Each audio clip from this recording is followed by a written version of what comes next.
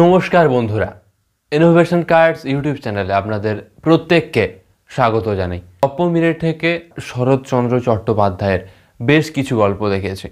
এখনো পর্যন্ত গপ্প মিনিট থেকে কোন লেখকের সব থেকে বেশি গল্প হয়েছে? অবশ্যই শরৎচন্দ্র চট্টোপাধ্যায়। আমরা বঙ্কিমচন্দ্র চট্টোপাধ্যায়েরও বেশ কিছু দেশপ্রেমমূলক গল্প দেখেছি, রবীন্দ্রনাথ ঠাকুরের গল্প দেখেছি, পাঁচকড়ি দে তার বেশ কিছু গল্প দেখেছি। তবে সব থেকে বেশি আমরা গল্প দেখেছি শরৎচন্দ্র চট্টোপাধ্যায়ের। এই সপ্তাহে শরৎচন্দ্র চট্টোপাধ্যায়ের একটা অনবদ্য গল্প আসছে, ছোট গল্প, মেজ দিদি। এই গল্পটা নিয়ে বেশ কিছু সিনেমাও হয়েছে। গপ্প মিনিট থেকে একদম প্রথমের দিকে আমরা দেখেছি বছর 50, তারপরে আমরা দেখলাম শ্রীকান্ত ও ইন্দ্রনাথ।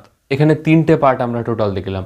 শ্রীকান্ত চরিত্রে অভিনয় করেছিল মির্জা, ইন্দ্রনাথ এই চরিত্রে কাঞ্চন মল্লিক। রামের সুমতি দেখেছি, সমাপন মিশ্র বৌদিমণি হবে সেই চরিত্রে অপরাজিতা আড্ডা অভিনয় করেছিল। দেখলাম শ্রীকান্ত ও রাজলক্ষ্মী, সেখানে 2টো পার্ট ছিল। শ্রীকান্ত চরিত্রে মির্জা এবং রাজলক্ষ্মী এই চরিত্রে অনন্যা চ্যাটার্জি অভিনয় করেছিল। অনবদ্য একটা গল্প ছিল এবং শ্রীকান্ত এই সিরিজটাতে অনবদ্য মিউজিক ছিল, প্রদ্যুৎ চ্যাটার্জিকে ক্রেডিট দিতে হয় তার জন্য।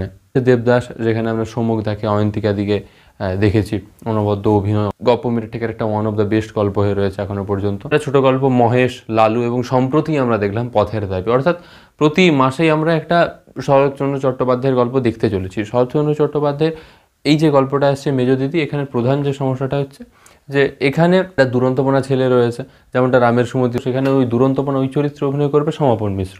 কিন্তু মেজ দিদি এই চরিত্রকে অভিনয় করছে, সেটা নিয়ে আমাদের মনে সন্দেহ ভীষণ রকমভাবে রয়েছে। পাপিয়া রায় চক্রবর্তী হয়তো অভিনয় করতে পারে, কারণ সম্প্রতি আমরা গপ্প মিনিট থেকে বেশ কিছু ধরাবাঁধা সদস্যকে দেখি যে তারা অভিনয় করবেই। তো এই গল্পটাও খুবই ছোট, কিংবা আমরা হয়তো কোনো নতুন অভিনেত্রীকেও দেখতে পারি ওই চরিত্রটার মধ্যে। তো সেখানে মির্জা কী করে সেটা দেখার বিষয়। ইতিমধ্যে বহু অভিনেত্রীকেই আমরা মীরা স্যাল তার ইউটিউব চ্যানেলে দেখেছি, সোহিনী সরকার, দিতিপ্রিয়া রয়, অপরাজিতা আড্ডা। তাছাড়া অভিনেতা হিসেবে তো আমাদের সৌরভ দা রয়েছে, অনির্বাণ ভট্টাচার্য রয়েছে, কাঞ্চন মল্লিক রয়েছে, সুদীপ মুখার্জি রয়েছে। অনবদ্য একটা গল্প হতে চলেছে। এখানেও তুমি যে ইমোশনাল অ্যাটাচমেন্ট, চোখ দিয়ে 2-4 ফোঁটা জল গড়িয়ে পড়বে।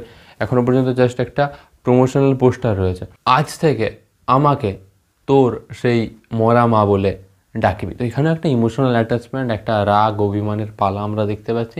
কিছুটা রামের সুমতির একটা প্রভাব আমরা এই গল্পটার মধ্যে দেখতে চলেছি। দুটোই তো শরৎচন্দ্র চট্টোপাধ্যায়ের, তো এখানেও ইমোশনাল অ্যাটাচমেন্ট আমরা ভীষণ রকমভাবে পাবো। 30 থেকে 40 মিনিটের কাছাকাছি গল্পটা হবে। ইনোভেশন কার্ডস ইউটিউব চ্যানেলটাকে সাবস্ক্রাইব করে বেল বাটন প্রেস করে পাশে থাকুন। সম্প্রতি গপ্প মিনিট থেকে সমস্ত লেটেস্ট আপডেট সবার আগে আপনারা এই চ্যানেলে পেয়ে যাবেন।